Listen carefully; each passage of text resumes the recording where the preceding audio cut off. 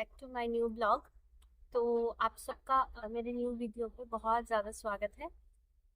तो आज एक टॉपिक पे मैं आप सबसे बात करने वाली हूँ जो कि बहुत ही ज़्यादा आजकल का कॉमन टॉपिक है कि financial independence of a girl और द फिनेंशियल स्टेबिलिटी बोलो या फिर लड़कियों का अपने पैरों पे खड़े होना बोलो। इस टॉपिक पे मेरा बहुत मन कर रहा था कि मैं आप लोगों से कुछ बातें शेयर करूँ। तो सबसे पहले तो मेरा ये मानना है कि फिनेंशियल इंडिपेंडेंस को कैटेगराइज नहीं करना चाहिए कोई भी जेंडर पे। फिनेंशियल इंडिपेंडेंस हर एक इंसान के लिए ज़रूरी है, चाहे वो लड़का हो या लड़की हो। लड़कियों को भी अगर खाना है तो they will have to earn, और लड़कों को भी अ, कमाना ज़रूरी होता है।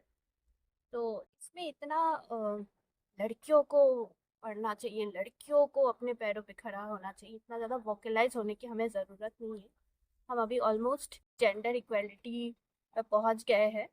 वी आर ऑलमोस्ट नियर, जो भी हमारे थोड़े से अच्छे हायर मिडिल क्लास फैमिली हो या अ, आजकल का जो भी हमारा सोसाइटी है, तो उसमें भेदभाव इतना ज़्यादा देखा नहीं जाता। हाँ, कहीं कहीं पे अभी still it's there, gender inequality जो होता है, तो उसमें भी बहुत जल्द थोड़ा सा सुधार तो आ रहा है और आगे आने वाला है।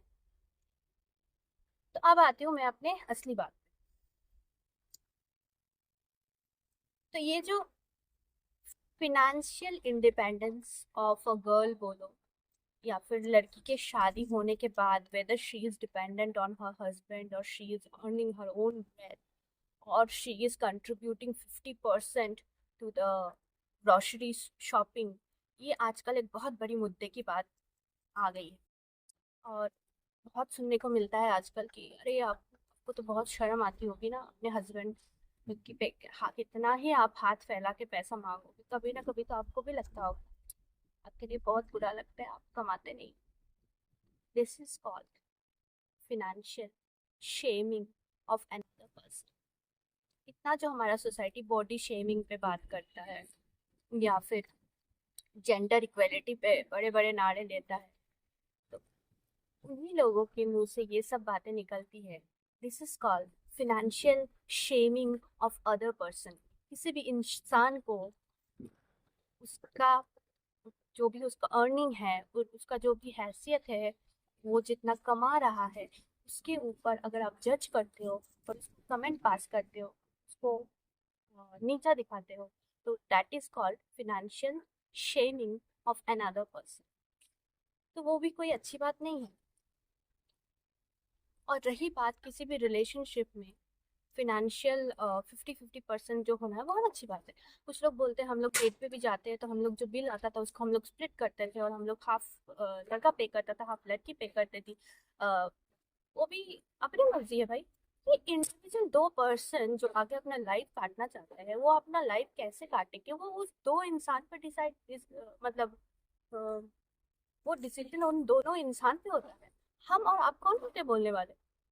अगर मेरा हस्बैंड राजी है, वो 100% बिल पे करे और मुझे बोले तुम जितना भी कमा रहे हो अपने पैसे पे अपने ऐड करो, तो आप कौन मुझसे बोलने वाले? आप अगर अपने 50% अपने घर में घर खर्च में लगा रहे हो और मेरा हस्बैंड बोल रहा है नहीं लगाने की जरूरत है, आप उस 50% से अपना लग्जरी करो, तो आप सोसाइटी के लोग कौन होते हो बोलने वाले? मेरा हस्बैंड अगर बोलता है कि तुम आराम करो कुछ दिन, तुम बहुत थक चुकी हो, you take a break, I am going to earn the double, I am going to work the double, और आप बैठे रहो, आप कुछ मत करो, आप लोगों का कैसे हो सकता है इसमें कुछ भी? मुझे तो समझ में नहीं आता। और मेरा ये मानना है किसी भी रिलेशनशिप में जब आप हस्बैंड वाइफ हो, तो आपका और मेरा, मेरा तेरा यहाँ पे कुछ नहीं होता है। और टचवुड, मतलब बाय गॉड्स ग्रेस, टचवुड मतलब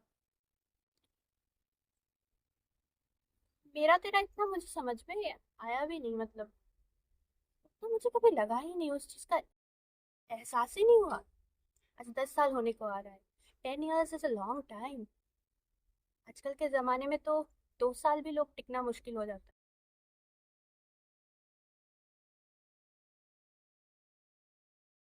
बड़ी सोचने की बात है। कभी कभी मैं हंसती भी हूँ इन सब टॉपिक्स पे जब लोग बात करते हैं, और मुझे कभी कभी समझ में नहीं आता है। तो ये जो इक्वेशन होता है ना, फिनांस वाला इक्वेशन, हस्बैंड वाइफ का पर्सनल इक्वेशन होता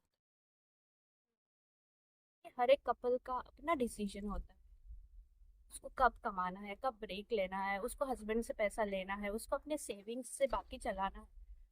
तो इसमें मुझे नहीं लगता बाकी लोगों को बोलना कुछ भी, मतलब जज करना इसमें कुछ भी अ, होना चाहिए।